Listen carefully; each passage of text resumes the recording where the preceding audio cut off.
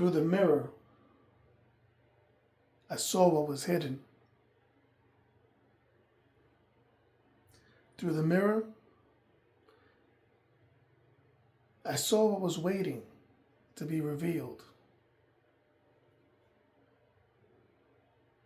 And now, I've arrived.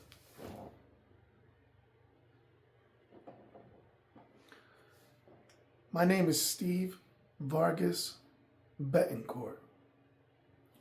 Truth seeker, knowledge keeper, builder. The stones have spoken across time,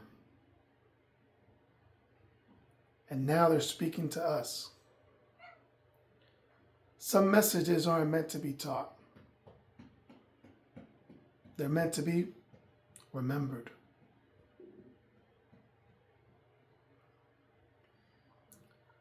The stones that shape time. A single stone changed history.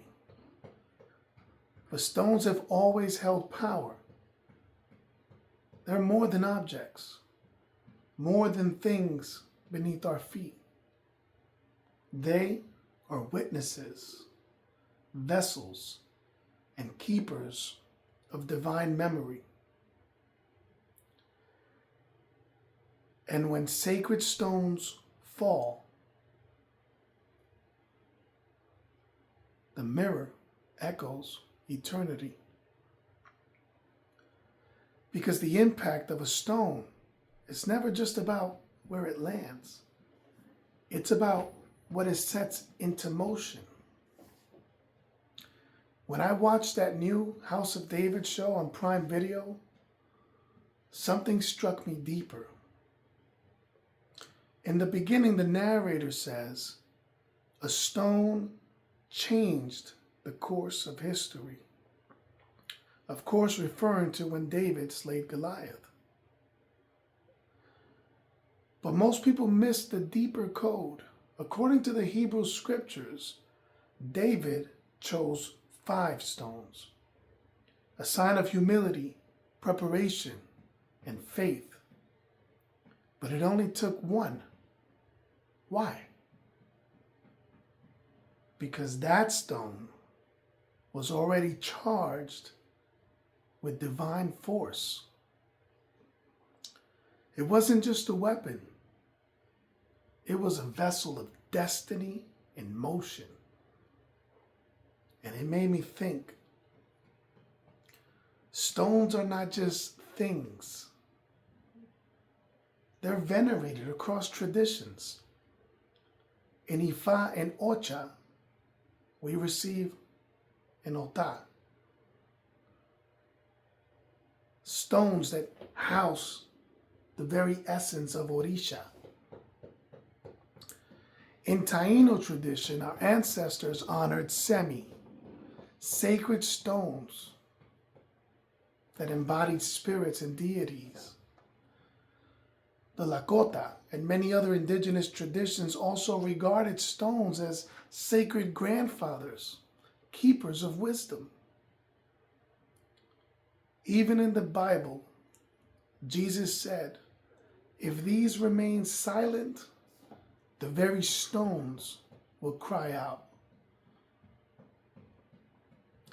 Because the stones remember. Stones as witnesses, guardians, and keys. Jacob rested his head on a stone and had a vision of a ladder to heaven. When he woke up, he anointed that stone with oil, and he declared, this is none other than the house of God. That stone was no longer just a rock. It became an altar, a portal, a marker of divine presence. Moses, he placed 12 stones as witnesses to the covenant between the God of Israel, known by many names, and the people. And here's where it gets even deeper. The priestly breastplate, known as the breastplate of judgment, it was worn by the high priest Aaron and all his successors. But this breastplate was set with 12 sacred precious stones, each representing one of the tribes of Israel. And these were used to communicate with the divine and discern the will of God. And yet today, some label those who work with crystals as New Agers. But the sacred breastplate, that itself was a divine instrument. The stones weren't just decorations. They were an active conduit. They were worn over the heart, the very seat of wisdom and intuition.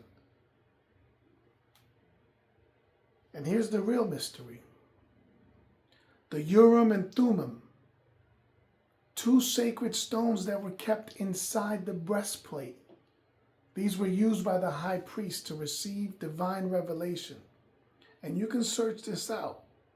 And to this day, no scholar, no historian, no theologian can fully explain to you their function.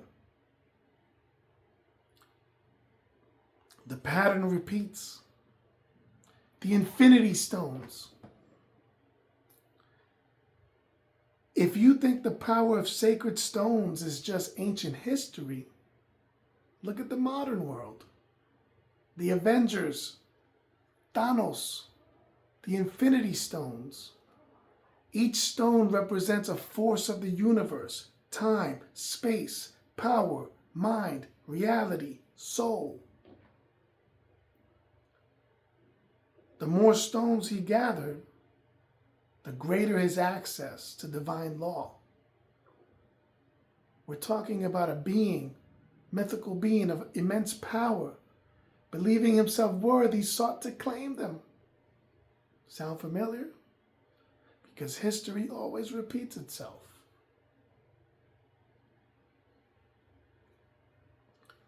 The ancients knew sacred stones hold divine intelligence. The high priests knew they were keys to revelation. And even in fiction, we see the same message. Stones carry power, but not all hands are worthy to wield them. Let's talk about the misconception of idol worship. What was really condemned? People look at Ifa, Ocha, and Santeria and indigenous traditions and they say they worship stones.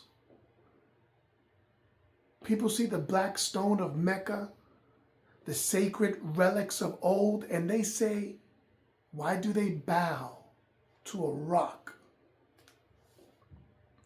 But let's unseal the truth. If stones held no power, why did God command them to be placed as witnesses? If stones were meaningless, why did the high priest wear them as divine instruments? If they were just rocks, why did kings, priests, and prophets anoint them, wear them, and build with them? The condemnation was never about the stones. It was about the ignorance of those who worshipped without knowledge. Because without the keys, they saw only rocks. But those who had wisdom, they saw doorways. This is the revelation. This is what was hidden. And just like the high priests guarded their sacred stones, just like the ancients understood their power, the same knowledge is being restored today. We're not here to worship objects. We're here to understand what they embody. We're here to use them as keys, just like they were always meant to be.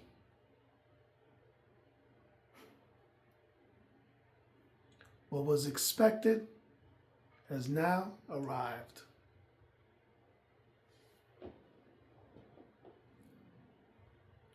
But not everyone will see it.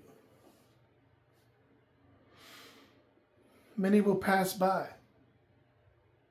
Many will skim through this video. Many will glance at the fire, but never turn aside to truly behold it.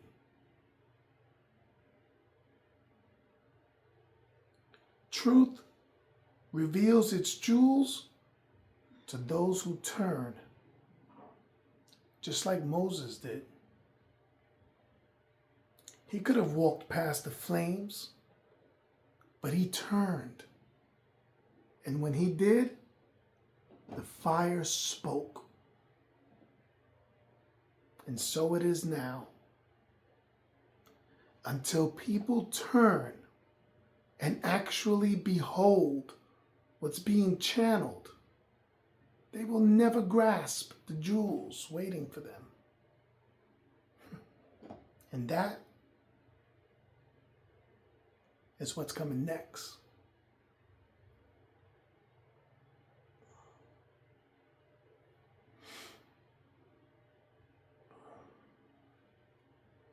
The burning, the revelation, the moment when the flames speak. That's what's coming next. And until next time,